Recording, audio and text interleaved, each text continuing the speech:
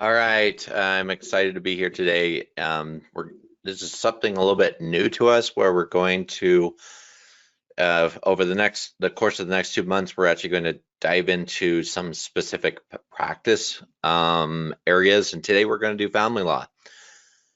What I've done on my end, and let's just verify if people can hear me. So if you can just say in questions or in the chat, just let me know that you can hear me one way or the other. That'd be great.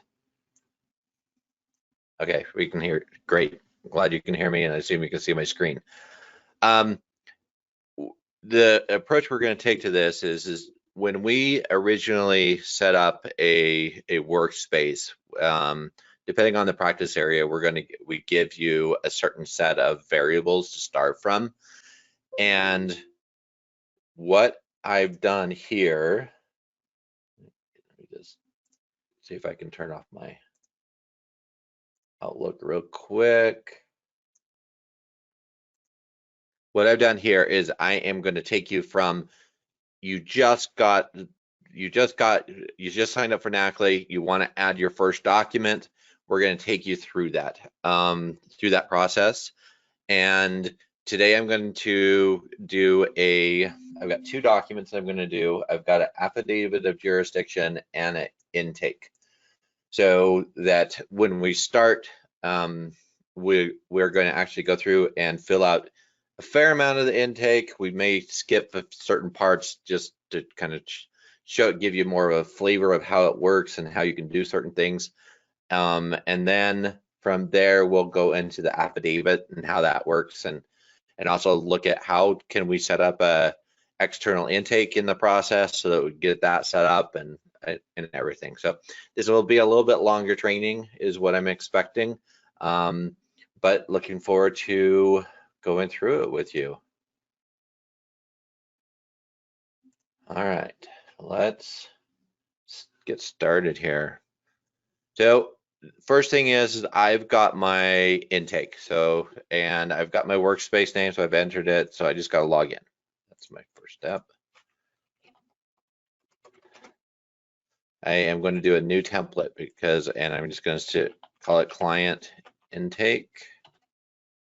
And part of the base family, and I wanted to use initial content. And I'm going to do, we're going to create a new app for this because I want to call it client intake. So I'm going to go ahead and click create template, and now I can start adding things. So first thing that you're going to notice is I've got my client's information here. And over on the right hand side, you'll see a list of variables that are already available for you to use. And we're going to make use of those, and we're also going to go through how to create new ones as well. So I'm going to make sure I have templates and formulas checked, because in a full legal name, we have a template that's called full name. And full name, these templates, to give you an idea, it's part of it. You can see, it's off the screen. Let me just pull it over. You'll see client is a party. And so in here, I've got party, we've got variables, we have what's called a template. So we have a full name, which puts in the full name. We have a block address, which puts it on each line, and an inline address. Certainly these can be adjusted by you, but we automatically give you these. In addition, we give you age, so you can know what age a person is as well.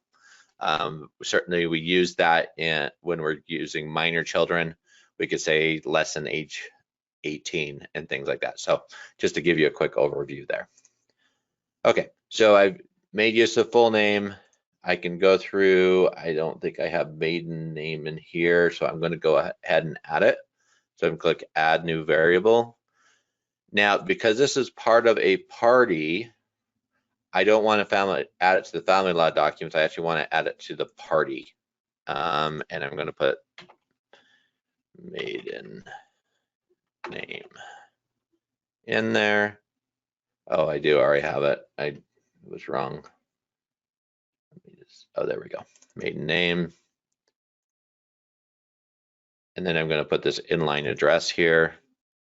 And then I've got date of marriage, some information about marriage.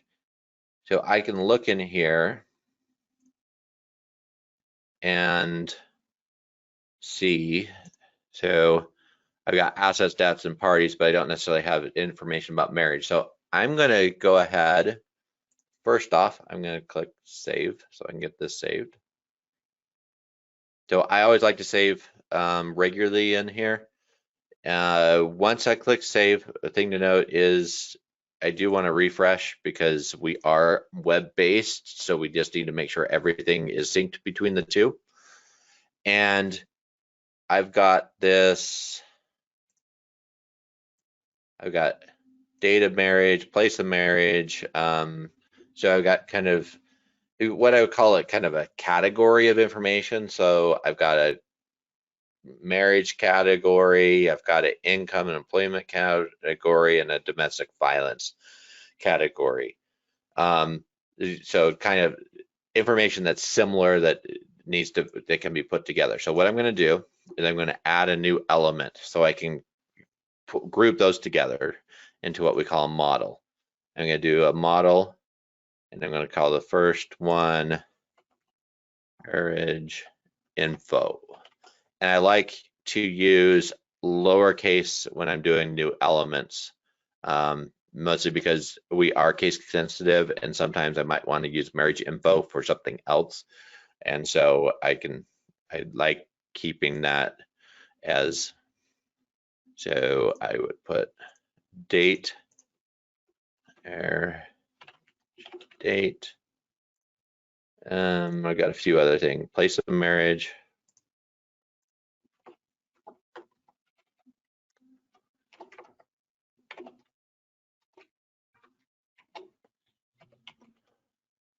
Spell right. Now in this, and I could certainly go through and add variables in here and do that, but I find sometimes when I'm adding a lot of the same ones, I'll do it online, then I'll sync up and give it to the rest. So so I want to say under my question prompt, marriage, city, county, state. So they'll prompt the user that they need to have that information. Then are you separated? That will be so I've done a text, I've done a date. I'm going to do a true false. Just going to call it separated. Are you? Add that in there. And data separation. So if we says, I'm going to put a date in there. So now I've gone through and created the marriage info. There's one other step that I need to do is in my family law documents, I now need to build a point to this in essence. So I'm going to create a new variable. It's going to be an object, and I'm going to go to marriage info. So this is why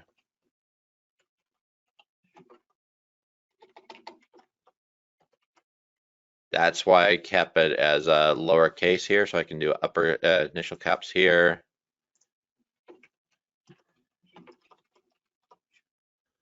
So click save. And now, in order for these to show up, I want to just click the refresh button. Oops.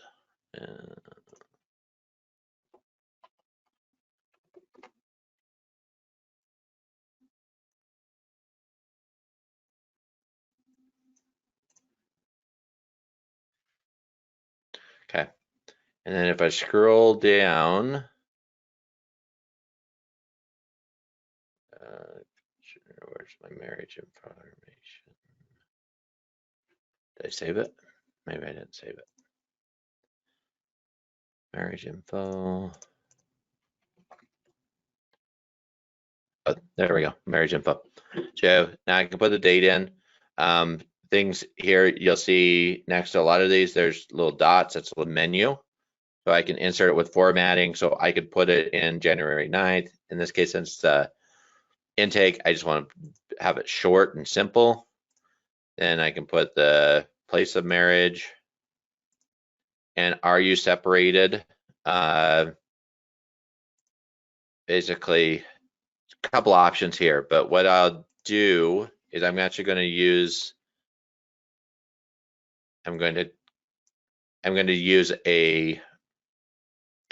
some conditional logic to ask this question. So are you separated? So I'm going to do the little dots, if statement is equal to true. So if I'm married, and one of the rules with Knackly is that you can't have spaces after if you have an if on that. So if separated, and I'll say, I just type yes here. I don't have to really do anything if I didn't want to, depending on if you want to have this later, and then separation date. Again, I'm going to keep it simple and put it in that information. So if I were to click save now,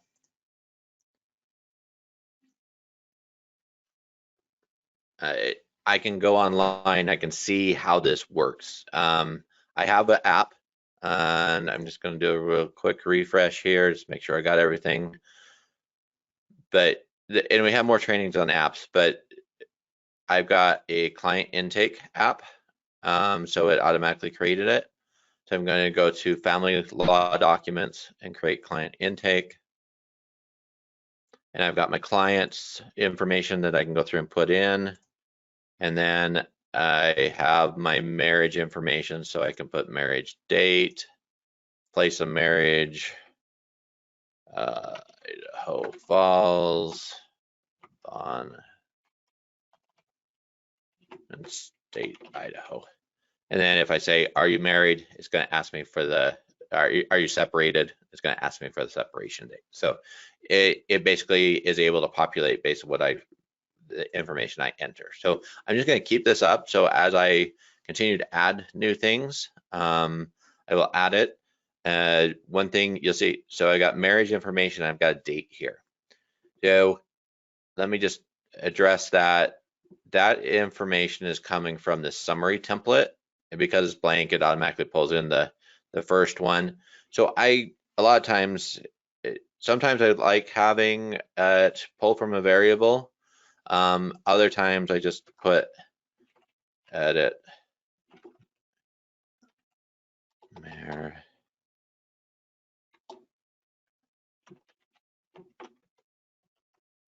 Hopefully I spell things right. So then I can, then when I come back in here,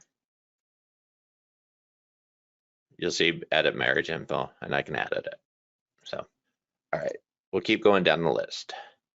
So that kind of gives you a flavor for that. We could go through and do income, and I think for the sake of time, you would basically follow the exact same process that I just did with marriage. I would go in to the designer. I would click income. So I'd create a new one called income, add it, and that would then add all my variables, then go to family law and add a object of income. Click save. And then when I refresh here, all the ones that I would have added for income would be now under income. But since I have nothing there, you won't see anything there. So same thing for domestic violence. Now I get to opposing party, and I'll just go ahead and put in some opposing party information. Again, just click the box and scroll down till I get to my full name. I can ask for, while I'm here, I'm just going to go ahead and do inline address and maiden name, which is right here. So now I got my my children, my opposing party information. I do want to cover children. So I'm just going to, so I want to say I want to get this into a list where I can put it. So I'm just going to do a couple things here. One, I'm going to make this a little bit bigger. I'm going to format it. And then I'm going to insert a table, a column below. And so now I want to list all of my children is what I want to do here. So first thing I'm going to do is I'm going to right click on table properties, go to options, and I do not want it to automatically resize because once I add my variables, it will go kind of wonky basically. And then the second thing I'm going to do is I'm going to go to table layout and I'm going to split the table. Now I can go through and put in all my children here. It's called a children list. We've got other videos that kind of go into lists, but so I'm not going to go through and explain all of it. But if you do search on list variables, it will go into a little bit more explanation. And I've got a minor children, I've got adult children. We could combine them all into one, or we can keep them separate. I think in this case, I'm just going to keep them separate. So what I would do here, I'm going to copy that, and I'm going to list all my minor children first. So I'm going to insert a list without punctuation.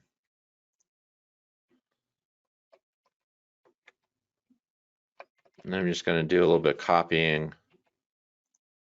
And then I'll put the list and end list. So this means however many children I enter, it's going to keep adding new tables to it, new, I guess it'd be rows, and pull it in. And when Knackly sees this, it automatically snaps things back together, so it will show up as one table.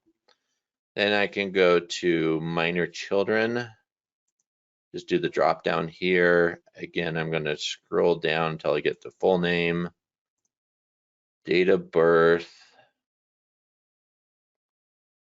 I'm just going to do a shorter format. Gender.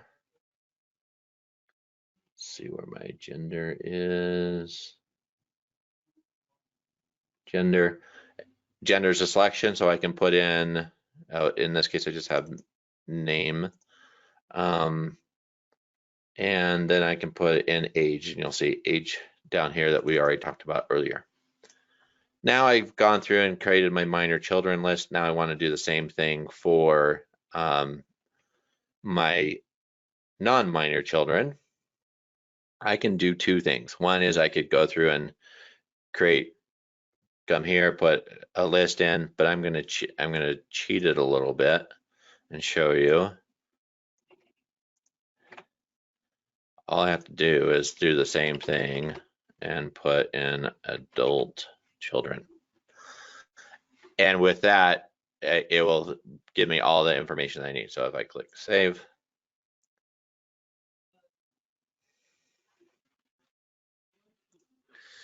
and go back into my information, to my app, it's going to ask me for all minor children, all adult children. And so you've got that information coming in. Now the only piece here is how many children do I have? I can approach this a couple of ways. I could change this, and because I have it as separate, adult and minor, I could say I have X minor children and Y adult.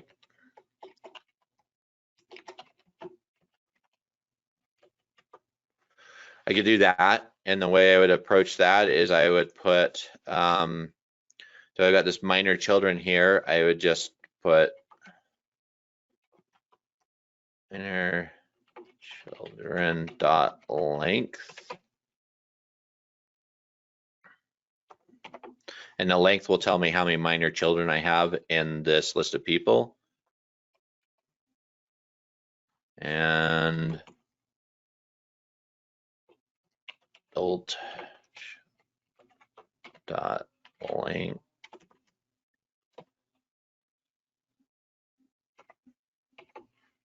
And handle it that way. Or I could go through and basically create that. I'm just going to copy it because I already got it. And I'll say I have X children, I have Z children. I'm just going to go ahead and save this. Save.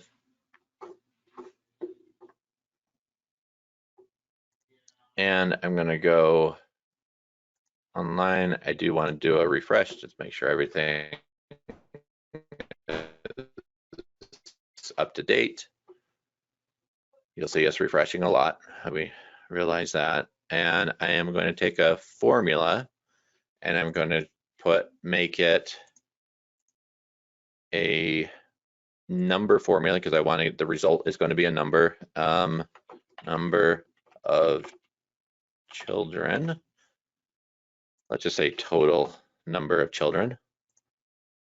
I took, so from the list, I'm going to take,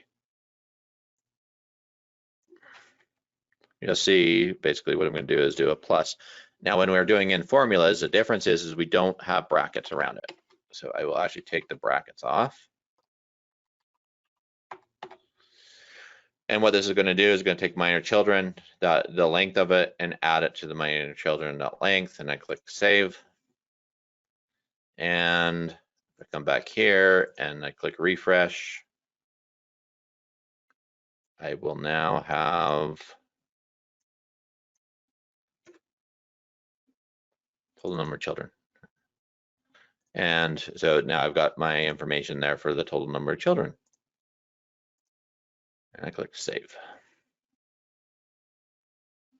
And certainly if we see that, I notice that this came in, my base document's going off of some different. So if I did have the case where this is coming into different, I can do a Control A and I'll just put Times New Roman. Then I'll save that. All right, well, let's look at what this document looks like. Now I can go, let's just fill out some information. John Smith, Maine, Falls, Idaho, 888. I'll say no maiden name there. Jane Smith, addressed East Elm, Falls.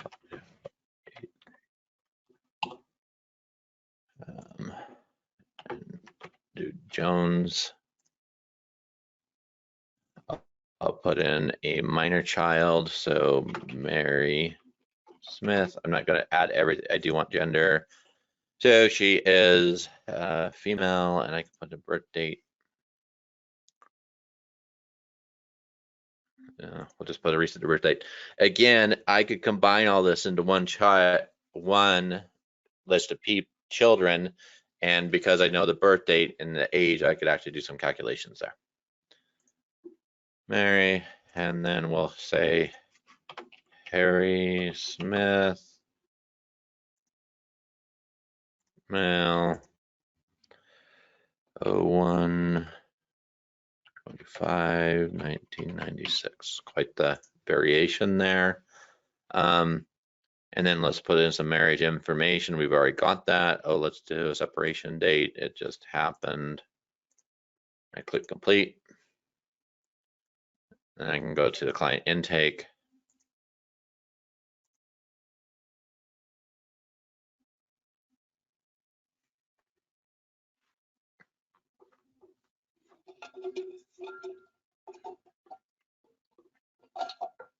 And you'll see everything was filled out that I did, full legal name, certainly.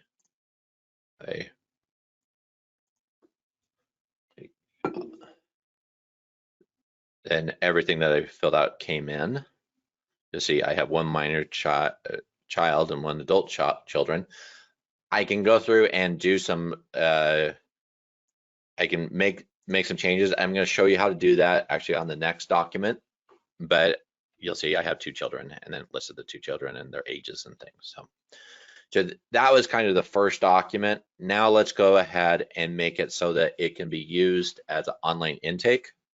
So let's just walk through that process. So I'm just going to go to settings. So my little person in settings, I'm going to say allow registration for external users and family law. And I can put my terms of service in there. And I'm just going to click save. Once I've done that, I can now go to the designer, go to the apps, and I have this client intake. And I can say app is designed for external users. And I click yes.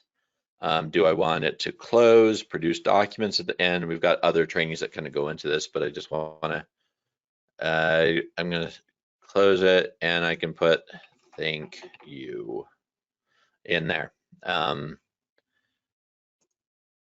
then there's just one more step to get the client intake. So I click this and now I've got my URL that I can send people to.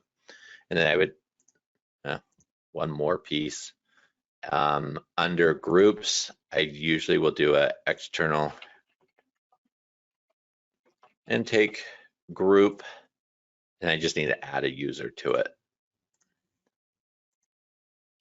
Again, we've got a video on learn.knackly.io that actually goes more into depth than this and some different options there. But I just wanted you to be able to see the whole process.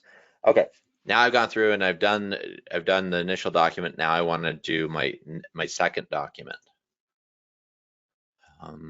Okay, let me pull. So I've got this, I've got client intake, and then I've got this judicial court document. And now I'm just going to close this out. I'm going to go ahead and do new template. I'm going to do it affidavit. I'm just going to call it affidavit. Base model. I'm not going to use the contents from the current document because I don't want it to be. I am going to create a new app because I don't want this to be part of part of my client intake, because that would be my other option or test. Just going to go ahead and create the template. I've got the document here on my other page, so I'm going to control A, then control C, and then I'll just paste it in. And just go back to designer. I like to click save right after I do that, so I make sure everything's up to date. Now I can go through and start putting in the information. So I'm just going to put in my client and going down to full name. This time I'm going to do a block address so it can get on separate lines. And then I'll do my phone and email. Again, I always like to save things regularly. I'm going to skip over the judicial court for right now. I'll come back to that. I want to talk through plaintiff, the plaintiff name and the petitioner respondent. What we've done is I've gone through, and we've done this for everyone that gets set up, is that we create a what's called a formula, an object formula, to get a little technical. But what it means is, in the end, is I can come down to the bottom here and I can go to plaintiff and put in all my plaintiff information and defendant and put the defendant information in. It means that I don't have to re-enter. All I have to do in the intake is just like who's the petitioner, and then it will bring in the appropriate person on who you're representing. So if I go back online, let me just show you this formula. And again, we've created it. Now, we know that some people call it defendant, people call it respondent. You can make adjustments here, but the basic pieces are in place for you to use the plaintiff and defendant. So it basically says who's petitioner. So if we go to who's petitioner, are you representing the plaintiff or defendant? If you say plaintiff, then it's going to know to use that you're doing the plaintiff. And then it will basically take who you put in for the client will now be the plaintiff. Who the opposing party is going to now be the defendant. That's basically what it's doing. There's times that you want to use your client's name in documents, and there are other times that you want to refer to them as a plaintiff or defendant. Okay, let me go back. Okay, so I got my plaintiff, I got my full name, and I do want this in uppercase. So I can go to formatting and do upper. And defendant, same.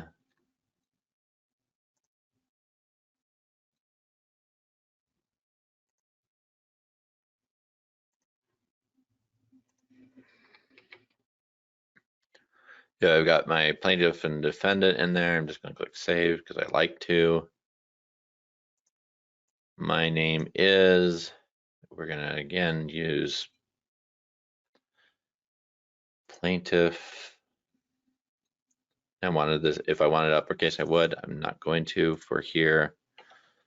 And then I can go through and start filling out. So I got, again, opposing party role. We've got, if we go back to my formula, okay.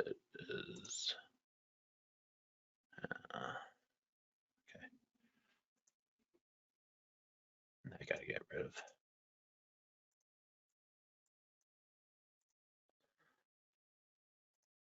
Okay.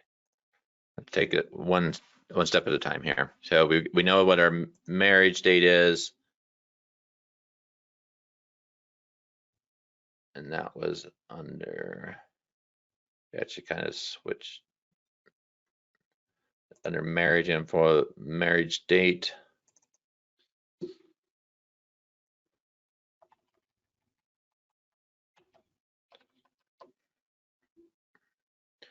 Oh, I don't have marriage county, so I don't know that. So I'm going to go ahead and click add variable. I'm going to put it in marriage info.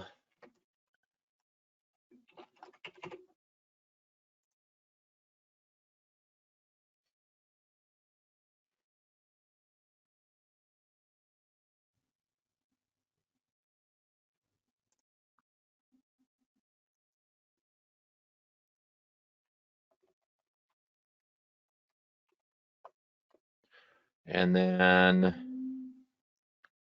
marriage state. So before we did the place of marriage, where we put city, state, we put all this information in.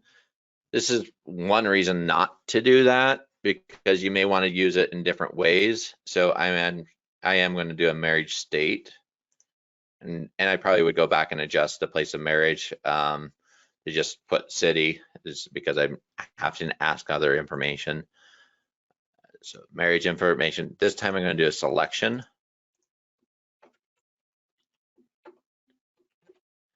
And with the selection,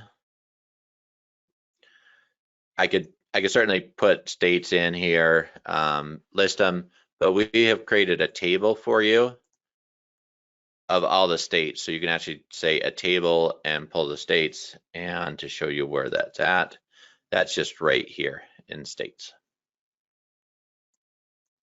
All right, then press OK. And now I can go back down to marriage state, and I can put the because it's a selection, I've got a name or abbreviation. I want the full name to come in.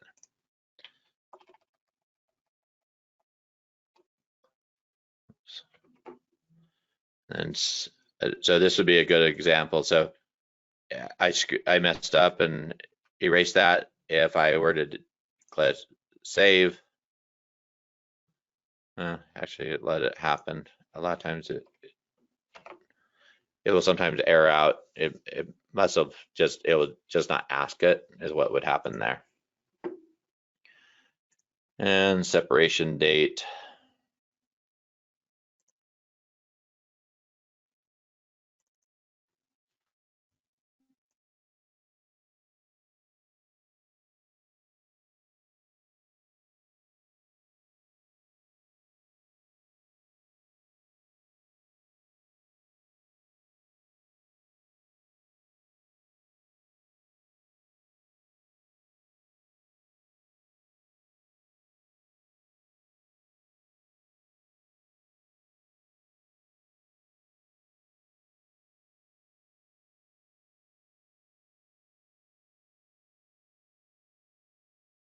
Children. So I can just put in, let's just say if I wanted the number, total number of children, I could put that in. If I wanted it to be spelled out, I have 5 and spell it out. I could do cardinal, and that would spell it out. So I have this many children, and now I can do a formula. So let's see, okay. Insert an if statement. So if children, because I want to know, do I have one child or multiple children? So I'm going to make use of this total number of children greater than 1. Then I'm going to put children. Then I'm going to do an else child.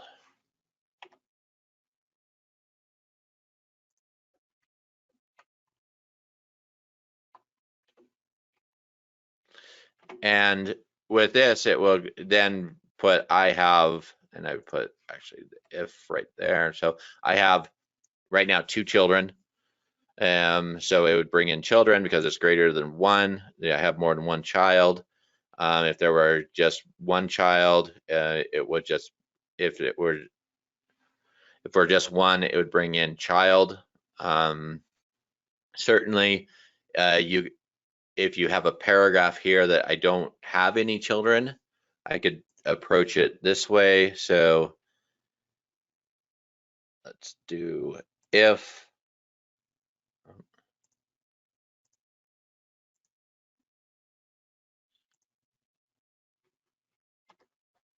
equals 0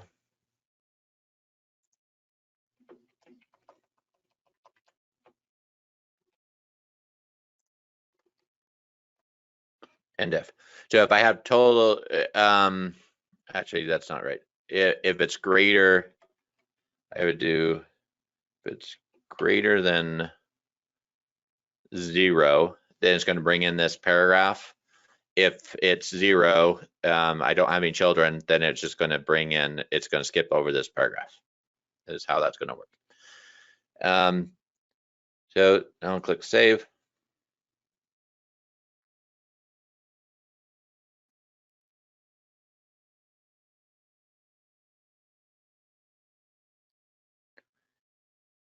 And I know our time is kind of getting down. So now I just want to put in, I want to list all the children. So in this case, I'm just going to do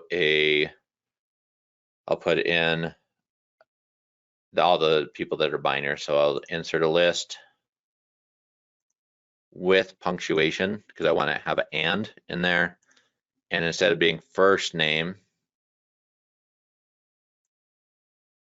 I could do it first name, but in this case I want full name. So I could actually just type full name there in the variable, or I can come back to minor children, full name, and put the full name in there. So now if I click save, I've got that.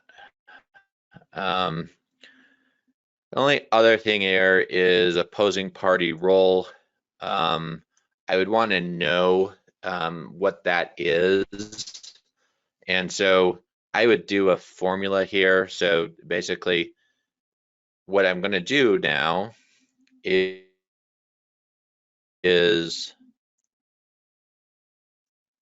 I have and I'm going to refresh this because I want to make sure I've got everything. So I want to know who the opposing party is. I'm going to do this. I can do it as a formula or a text template. A text template is very similar to what we did for full name. It will just bring in the information. So I'm going to do this one as a text template, and I'm going to say opposing party role and do it as a text template.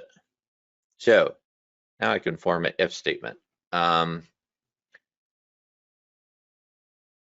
So I'll pull in who's petitioner. I'm going to do if who's petitioner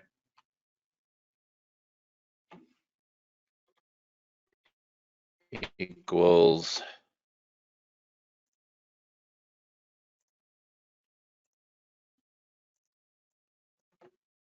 plaintiff,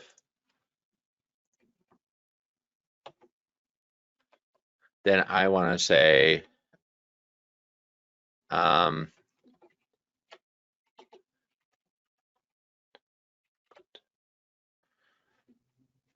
else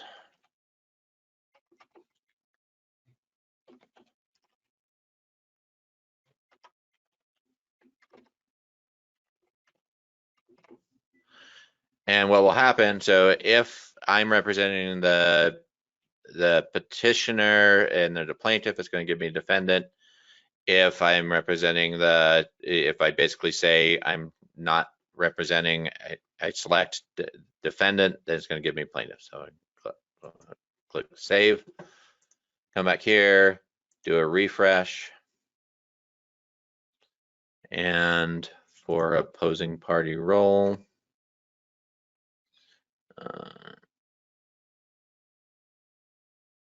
it's right here, text. I can, because it's text, I can do uppercase or initial cap if I wanted to, or all lowercase. Because I did it initially, in what I said, so opposing party role.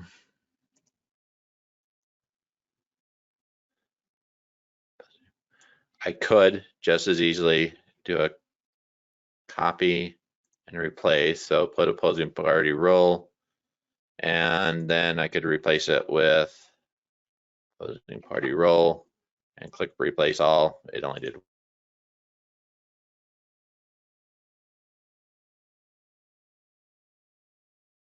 one because I did them all. And then if I want to get it so that to the gear and do update all.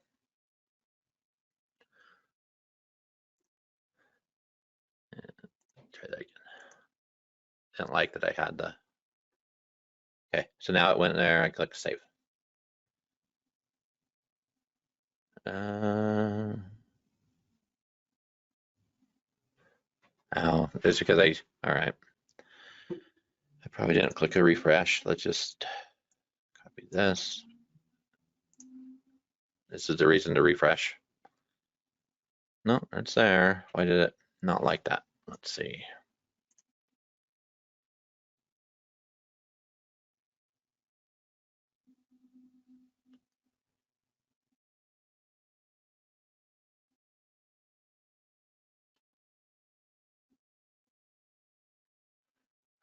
Let's go to field 8.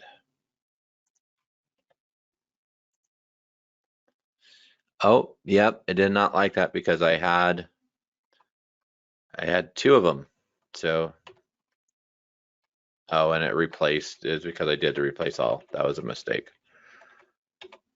Okay, which I ended up with all sorts of these because I did that replace. Oops, one too many.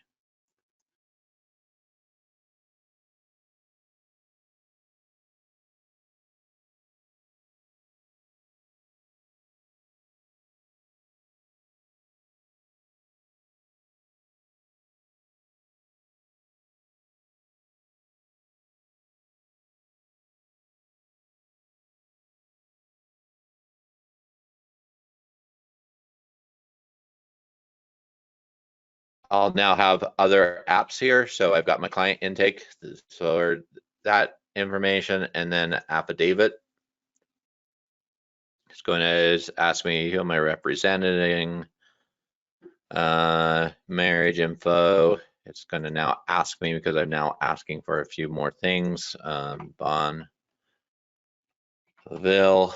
You will see that it did not ask. In this case, it did not ask for, before it had asked about the marriage location. The reason why it didn't ask is because we didn't need it for this document. So it's only going to ask for the information we need in this particular document.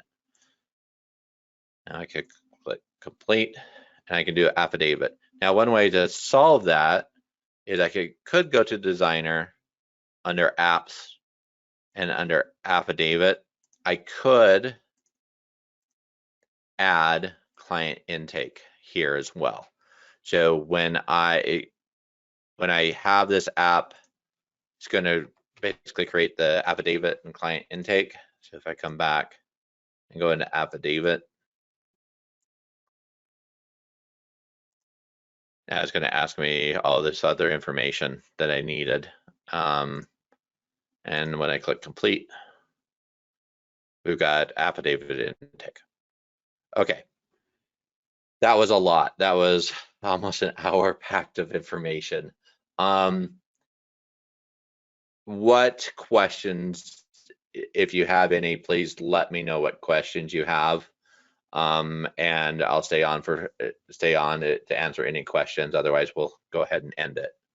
But this, certainly if you run into things that you find that we didn't cover and you're in family law, go ahead and submit support tickets. We may end up doing a follow-up, a family law 2 one, if there's other questions that we need to build upon where we're at, so that we can help you as you're going through and automating your family law documents.